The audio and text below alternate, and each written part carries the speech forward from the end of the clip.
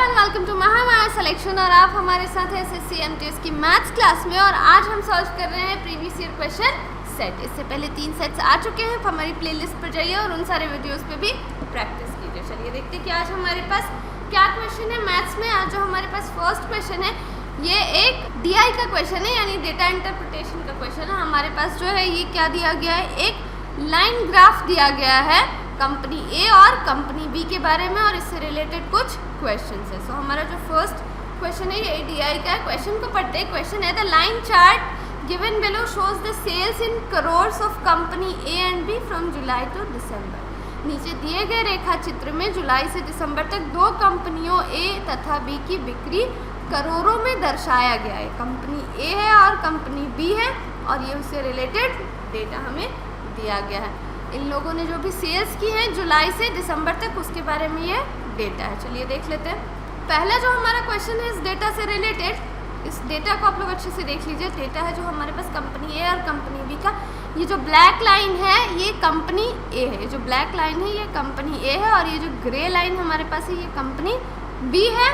और ये सारे मंथ्स है जुलाई, अगस्त, सितंबर, अक्टूबर, नवंबर और दिसंबर। और ये सेल्स है 0, 50, 100 ये सारे। और यहाँ पे जो ए और बी की वैल्यू दी गई है 112, 110, 125, 103, 170, 130, 170, 145, 105, 100, 205 और 175। चलिए अब इसी से रिलेटेड कुछ क्वेश्चन हैं हमारे पास। क्वेश्चन देख लेते हैं। जो हमारा फर्स्ट क्वेश्चन है वो है the sales of company A in November is how much % more than the sales of company B in नवंबर।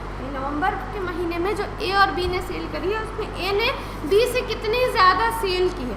चलिए देख लेते हैं, डेटा को एक बार चेक करते हैं। सो नवंबर के महीने में अगर हम देखें तो कंपनी ए ने कितने सेल किए, नवंबर के महीने की भी बात करनी है। सो ए ने हमारे पास कितने सेल किए, ए का हमारे पास है 105 और बी का हमारे पास कितना है, बी का हमारे पास है 100।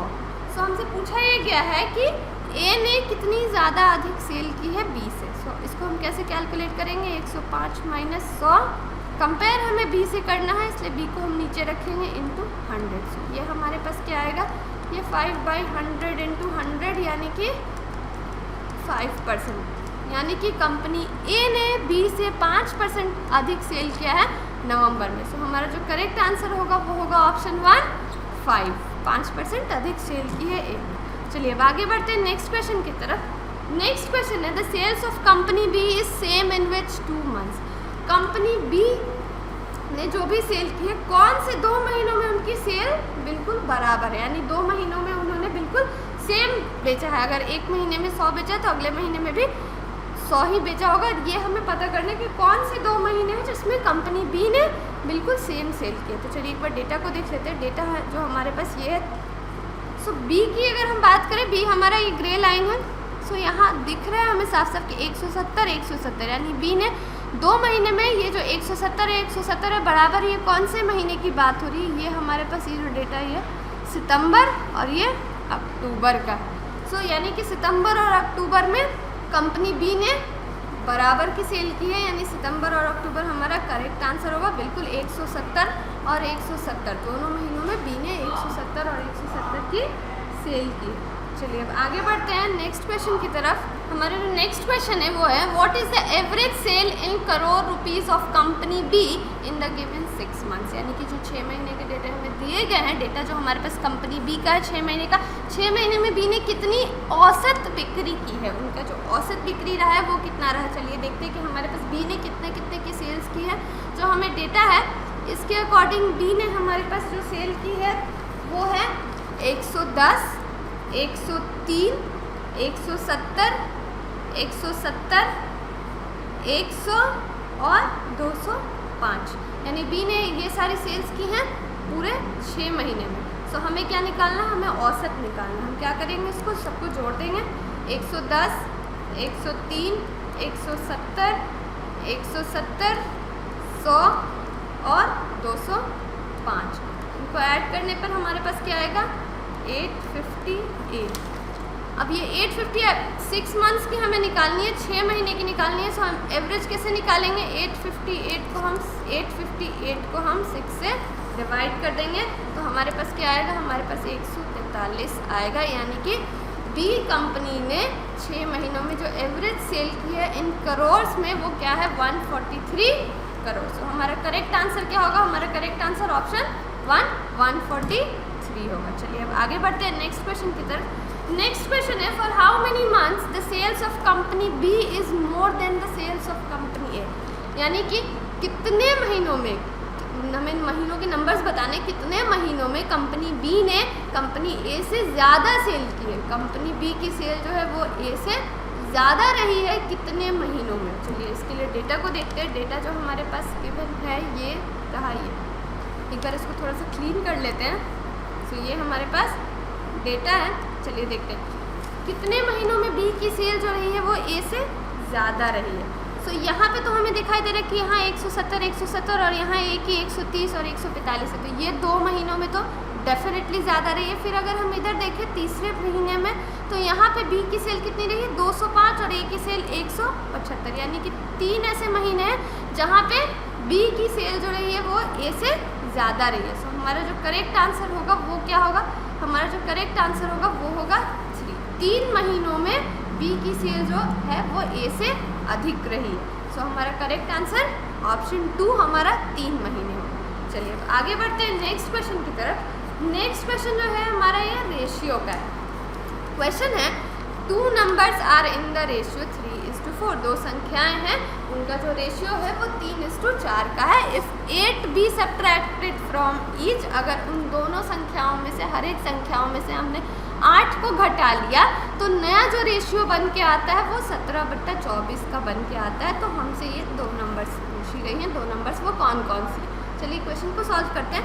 चलिए मान लेते हैं कि जो 2 नंबर्स हमें दी गई हैं वो चूँकि 3/4 के रेशियो में है, तो वो नंबर्स मान लेते हैं कि एक 3x है और एक 4x है। अब हमें क्वेश्चन के अकॉर्डिंग क्या करना है? हमें 8 घटा लेना है इन दोनों नंबर्स में से। अगर हम यहाँ से 8 घटा लेते हैं इन दोनों नंबर्स में से, तो रेशियो नया क्या बन के आता है? 17/24 का बन के आता है। तो ये बन गया हमारे पास इक्वेशन। और अब हम इस इक्वेशन को जब हम सॉल्व करेंगे तो क्या होगा? यहाँ पे ये 24 होगा। 24 3x -8 = 17 4x - 8। जब हम इसको सॉल्व करेंगे तो हमारे पास क्या आएगा? 72x - 192 = 68x - 136। तो हमारे पास क्या निकल के आएगा? 4x = 56 और x की वैल्यू क्या निकल के आएगी? 56/4 यानी कि 14। सो x की वैल्यू हमारे पास 14 आ गई और नंबर्स हमने क्या माना है? 3x और 4x। तो हमारे पास 3x क्या होगा? 14 × 3 हमारे पास क्या होगा? 42 और 4x हमारे पास क्या होगा? 14 × 4 यानी कि 56। सो हमारे पास जो 2 नंबर्स आ रहे हैं वो क्या है? 42 और 56 हमारे 2 नंबर्स है। सो हमारा करेक्ट आंसर क्या होगा? हमारा करेक्ट आंसर ऑप्शन 1 42 और 56 होगा। चलिए अब आगे बढ़ते हैं नेक्स्ट क्वेश्चन की तरफ।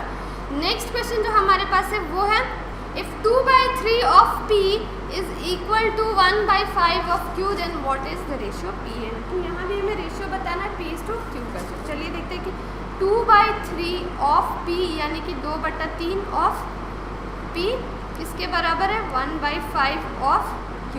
इसे हम इस तरह से भी लिख सकते हैं 2p/3 और q/5। तो जब हम इसको इधर करेंगे तो ये हमारे पास 10p और ये 3q हो जाएगा। सो p/q क्या निकल के आ रहा है? p/q 3/10 निकल के आ रहा है। ये इधर गया और ये इधर है। सो p/q हमारे पास 3/10 निकल के आ रहा है। सो p/q का रेशियो हमारा 3:10 का हो जाएगा। इसलिए हमारा करेक्ट आंसर होगा ऑप्शन 2 3:10। चलिए अब आगे बढ़ते हैं नेक्स्ट क्वेश्चन की तरफ। नेक्स्ट क्वेश्चन है ये एवरेज का क्वेश्चन है। एवरेज भी काफ़ी कॉमन टॉपिक है। CGL हो, CHSL हो या MTS हो, उन सब में एवरेज से रिलेटेड क्वेश्चंस होते ही होते हैं। चलिए क्वेश्चन को पढ़ते हैं। The average of 6 numbers is 18। 6 संख्याओं का औसत 18 है। 6 संख्याओं का औसत हमें कितना दिया गया? 18 दिया गया। If 1 number is excluded the average becomes 17। अगर इनमें से एक संख्या को हटा लिया जाए तो औसत फिर कितना रह जाता है? हमारा 17। सो हमसे पूछा ये गया what is the excluded number. So जिस नंबर को हमने हटाया था वो क्या नंबर है? तो चलिए देखते हैं। एवरेज ऑफ 6 नंबर्स, 6 संख्याओं का, मान लीजिए ये जो है 6 संख्याओं का सम है। ये कितना है? ये 18। तो ये जो सम हमारा होगा वो क्या होगा? ये 18 × 6 होगा। हमारे पास, चलिए आगे देखते हैं आगे क्या किया गया है कि आगे हमारे पास ये एक संख्या को हटा लिया गया है। इनमें से ये जो 6 संख्या हैं तो एक को हटा लिया गया है तो 5 बच जाते हैं और उनका जो एवरेज है वो 17 है, यानी कि हमें 5 संख्याओं का एवरेज क्या दिया गया, 17। सो ये क्या होगा, ये होगा 17 × 5 और ये होगा 18 × 6। 18 × 6 हमारा 108 हो जाएगा और 17 × 5 हमारा 85 हो जाएगा। सो अब जो एक संख्या हटाई गई है उसी की वजह से यहाँ पे कम हुआ है, तो वो जो हमारी संख्या क्या होगी, हटाई गई होगी, उसे हम कैसे निकालेंगे, उसे हम निकालेंगे इसको इससे माइनस कर देंगे। तो हमारे पास ये जो संख्या हमने हटाई थी जिसकी वजह से यहाँ एवरेज कम हुआ, वो संख्या हमें मिल जाएगी। 108 में से अगर हम 85 को हटाते हैं तो हमारे पास क्या आएगा, हमारे पास यहाँ पे आएगा 23। 108 - 85 हमारे पास आएगा 23। तो हमारा करेक्ट आंसर क्या होगा, जो संख्या हमने हटा दी थी वो क्या है, वो है ऑप्शन 2 23। चलिए अब आगे करते हैं, आगे बढ़ते हैं। आगे जो नेक्स्ट हमारे पास क्वेश्चन है प्रॉफिट एंड लॉस का है। क्वेश्चन है if the ratio of cost price and selling price of an article is 5:6 then what will be the profit percentage. Question के अकॉर्डिंग हमें सीपी और एसपी का रेशियो कितना दिया गया है, 5/6 का दिया गया। सीपी और एसपी का रेशियो हमें 5/6 का दिया गया है और हमसे प्रॉफिट परसेंट पूछा गया है। अगर सीपी 5 है तो एसपी 6 है। अगर सीपी 5 है और एसपी 6 है तो हमारे पास प्रॉफिट कितने का होगा, प्रॉफिट क्या होता है हमारा, एसपी - सीपी ही तो होता है। तो ये 6 - 5 कितना होगा, ये 1 होगा। हमारा प्रॉफिट 1 का है और हमसे प्रॉफिट परसेंटेज पूछा गया। प्रॉफिट परसेंटेज क्या होता है, हमारे पास प्रॉफिट परसेंटेज होता है profit by CP into 100। So profit कितना हुआ, 1 का हुआ। सीपी हमारे पास कितना है, 5 है, इंटू 100 यानी कि ये 20। ये 20 टाइम्स में चला जाएगा, इसलिए हमारा प्रॉफिट परसेंट क्या हो गई है, 20% की प्रॉफिट हमें यहाँ हो रही है। सो हमारा करेक्ट आंसर ऑप्शन 4 होगा, 20%। चलिए अब आगे बढ़ते हैं नेक्स्ट क्वेश्चन की तरफ। नेक्स्ट क्वेश्चन जो है हमारा ये भी प्रॉफिट एंड लॉस का है। चलिए क्वेश्चन के according if the rice is sold at 48 per kg, if the rice is sold at 48 per kg then there would be a 20% loss. अगर हम चावल को 48 रुपये पर केजी पर बेचते हैं तो हमें 20% का लॉस होता है। 48 रुपये पर केजी बेचने पर हमें 20% का लॉस होता है। अगर हमें 20% का प्रॉफिट कमाना हो, यानी कि to earn a profit of 20% what should be the price of rice. अगर हमें 20% का प्रॉफिट कमाना हो तो उसके लिए हमें इसकी कॉस्ट प्राइस सीपी कितनी रखनी होगी, ये हमें फाइंड आउट करना। चलिए देखते हैं। मान लेते हैं कि सीपी जो है वो हमारा 100। चलिए मान लिया हमने कि सीपी जो है वो हमारा 100 है, कॉस्ट प्राइस 100 है। अब हमें पहले केस में क्या हो रहा है, 20% का लॉस हो रहा है। सो एट 20% लॉस सीपी कितना हो जाएगा, 20% का लॉस हो रहा है, 100 सीपी है तो हमारे पास 20% के लॉस पर हमारा एसपी कितना हो जाएगा, हमने बेचा कितना, यहाँ एसपी होगा। एसपी हमारा कितना हो जाएगा, 80। सीपी हमारा 100 है, लॉस हमें 20% का हो रहा है तो एसपी कितना हो जाएगा, 80। और इस 80 की वैल्यू क्या दे रखी है, हमारे पास 48 दे रखी है। अब चलिए नेक्स्ट केस में, नेक्स्ट केस क्या है, एट 20% प्रॉफिट। 20% के प्रॉफिट पर अगर सीपी हमारा 100 है तो एसपी हमारा कितना हो जाएगा, एसपी हो जाएगा हमारा 120। यहाँ हमें 20% के लॉस पर बेचना था तो यानी कि 80% की वैल्यू 48 दे रखी है और यहाँ हमें 20% के प्रॉफिट पर बेचना है यानी कि 120 पे बेचना है। तो इस 120 की वैल्यू क्या होगी, यही हमारा आंसर होगा। चलिए इसको सॉल्व करते हैं।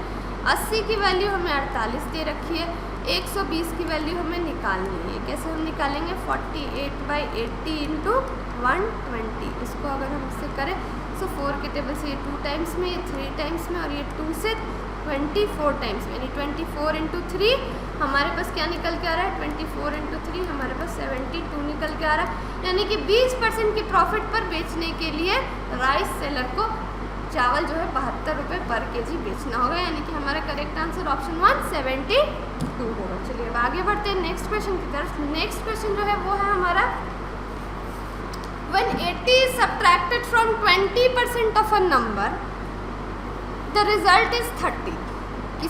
किसी संख्या के 20% से हमने 80 घटा लिया तो हमारे पास क्या बच गया, 30 बच गया। What is the value of number, वो संख्या हमसे पूछी गई। मान लेते हैं कि संख्या x है, तो अब हमें करना क्या है, उस संख्या के 20% से 80 को घटाना है।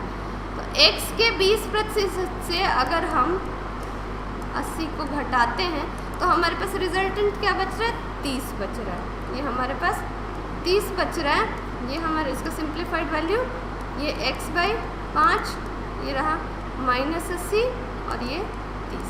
सो x/5 की वैल्यू हमारे पास क्या होगी, ये जो -80 है इधर जाके प्लस हो जाएगा। सो ये हमारे पास क्या होगा, ये हमारे पास 110 होगा और x की वैल्यू 110 × 5 यानी कि 550 होगी। सो हमारा जो करेक्ट आंसर होगा वो क्या होगा, ऑप्शन 3 550 यानी कि 550। चलिए आगे बढ़ते हैं नेक्स्ट क्वेश्चन की तरफ।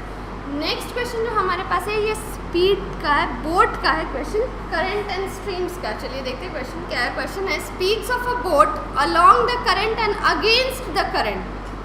अलोंग द करंट का मतलब down stream, along the current का मतलब डाउन स्ट्रीम यानी धारा के प्रवाह के साथ, और अगेंस्ट द करंट का क्या मतलब होता है, अगेंस्ट द करंट का मतलब होता है अप स्ट्रीम यानी कि धारा की दिशा के विपरीत, धारा के प्रतिकूल, और ये डाउनस्ट्रीम धारा के अनुकूल और अपस्ट्रीम धारा के प्रतिकूल। जो स्पीड्स दी गई हैं वो है 16 किलोमीटर प्रति घंटे और 12 किलोमीटर प्रति घंटे। What is the speed in kilometre per hour of the current, तो हमसे करंट की स्पीड के बारे में पूछा गया है। चलिए देखते हैं। हमारे पास क्या डेटा जो दिया गया है वो है एस डाउनस्ट्रीम और एस अपस्ट्रीम। हमें क्या दिया गया, एस अपस्ट्रीम हमारे पास 12 है और एस डाउनस्ट्रीम हमारे पास 16। मान लेते हैं कि स्पीड ऑफ बोट जो है हमारे पास वो क्या है, x है, और स्पीड ऑफ करंट क्या है, स्पीड ऑफ करंट को हम मान लेते हैं कि s है, ठीक है। और यही हमें फाइंड आउट करना है, यही s हमें फाइंड आउट करना है। सो s डाउन हम कैसे निकालते हैं, s डाउन हम निकालते हैं, हम जो स्पीड ऑफ बोट होती है उसमें करंट को ऐड कर देते हैं यानी x + s, और s अपस्ट्रीम हम कैसे निकालते हैं, x - s। सो ये वैल्यू हमें क्या दी गई है, 16, और ये वैल्यू हमें दी गई है 12। ये इक्वेशन जो बन गया इसको अगर हम सॉल्व करें तो हमारे पास क्या आएगा, आएगा ये 28, और इधर ये कैंसिल आउट हो जाएगा, ये 2x। सो x की वैल्यू क्या निकल के आई, x की वैल्यू 14 निकल के आई। और अब चूँकि हमें x + s कितना दिया गया, 16 दिया गया। सो x हमारे पास कितना है, x हमारे पास 14 है, तो हम s की वैल्यू निकाल सकते हैं। s की वैल्यू क्या होगी, s की वैल्यू 2 होगी। सो हमारा जो करेक्ट आंसर होगा वो क्या होगा, 2 किलोमीटर प्रति घंटे करंट की स्पीड है, यानी कि हमारा करेक्ट आंसर ऑप्शन 2 होगा। चलिए अब आगे बढ़ते हैं नेक्स्ट क्वेश्चन की तरफ। नेक्स्ट क्वेश्चन जो है हमारे पास ये SI का है यानी सिंपल इंटरेस्ट, साधारण ब्याज का क्वेश्चन है। क्वेश्चन है an amount invested at simple interest gives rupees 2550 interest at rate of 17% per annum in 3 years. What is the principal in rupees? Question के अकॉर्डिंग जब हम किसी एक अमाउंट को इन्वेस्ट करते हैं तो हमें इंटरेस्ट कितना मिलता है, हमारे पास SI कितना दिया गया, SI दिया गया 2550। इंटरेस्ट रेट कितना दिया गया है, ये 17% दिया गया है, और कितने वक्त के लिए, टाइम हमारा पीरियड क्या है, ये है 3 इयर्स के लिए, और हमें निकालना क्या है, हमें P की वैल्यू निकालनी है। सो हमें पता है कि SI का क्या फॉर्मूला होता है, ये होता है PRT/100। सो हम P वैल्यू निकाल सकते हैं, P की वैल्यू आराम से निकाल सकते हैं हम, SI × 100/RT। SI हमारे पास कितना है 2550 × 100, R हमारे पास कितना है 17, और टाइम पीरियड 3 इयर्स। चलिए इसको अगर हम सॉल्व करें तो हमारे पास ये क्या आएगा, 3 से ये जाएगा 850 टाइम्स में, और ये 17 से चला जाएगा 50 टाइम्स में।